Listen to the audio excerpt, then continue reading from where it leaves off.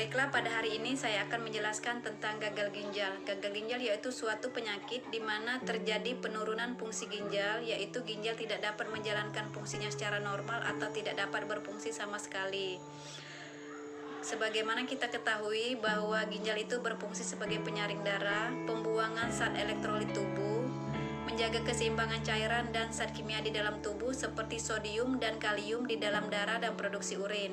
Gagal ginjal terbagi menjadi dua, yaitu gagal ginjal akut dan gagal ginjal kronik.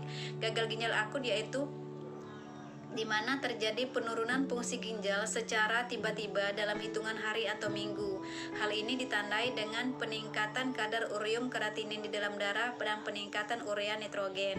Gagal ginjal kronik yaitu penurunan fungsi ginjal terjadi secara perlahan-lahan.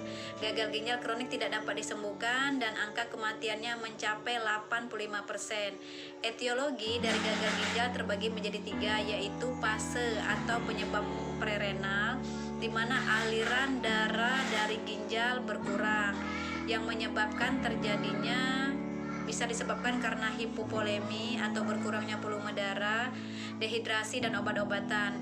Yang kedua yaitu penyebabnya karena renal, di mana terjadi kerusakan pada ginjal itu sendiri disebabkan oleh sepsis, peradangan akut pada glomerulus dan juga obat-obatan. Yang ketiga yaitu penyebab postrenal, di mana aliran urin dari ginjal berkurang atau terganggu disebabkan oleh pembesaran prostat, sumbatan saluran kemih, batu ginjal, atau juga tumor di daerah perut yang menekan atau menyumbat ureter. Kemudian patofisiologi dari gagal ginjal ini sendiri yaitu untuk gagal ginjal akut, patofisiologinya terbagi menjadi dua, yaitu fase pemula di mana terjadi penyempitan pembuluh darah ginjal sehingga aliran darah ke ginjal berkurang. Akibat berkurangnya aliran darah ke ginjal, terjadilah hipoperfusi dan menyebabkan iskemik tubulus renalis. Jika aliran darah ke ginjal berkurang, maka akan berimpak juga terhadap penurunan fungsi filtrasi pada glomerulus. Sedangkan pada fase maintenance, di mana terdapat obstruksi pada tubulus yang disebabkan oleh pembengkakan sel pada tubulus dan juga akumulasi dari denalis. Sekali fase ini berlanjut, walaupun aliran darah ke ginjal kembali normal seperti biasa, maka ginjal tidak dapat kembali lagi seperti normal. Sedangkan patofisiologi dari gagal ginjal kronik yaitu terdapat banyak nefron-nefron yang rusak sehingga ginjal tidak dapat berfungsi secara normal.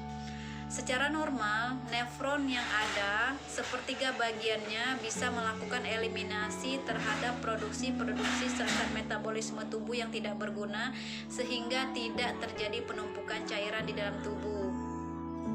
Adapun manifestasi klinis dari gagal ginjal itu yaitu terdapat gatal-gatal pada seluruh tubuh, mual, muntah, tidak nafsu makan, badan lemas, sesak napas, susah buang air kecil, tekanan darah meningkat, hemoglobin menurun drastis.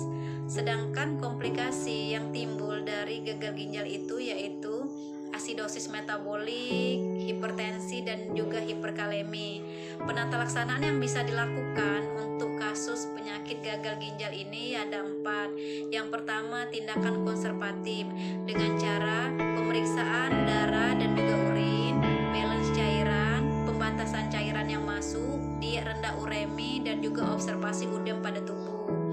Yang kedua, dengan cara obat-obatan diuretik seperti furosemid, lasik, obat-obatan antihipertensi, dan juga suplemen besi. Yang ketiga, dengan cara dialisis.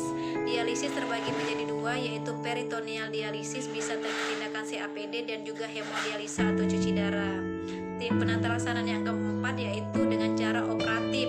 Dengan cara operatif di sini bisa dengan pengangkatan batu ginjal dan juga dengan cara transplantasi ginjal. Mungkin itu saja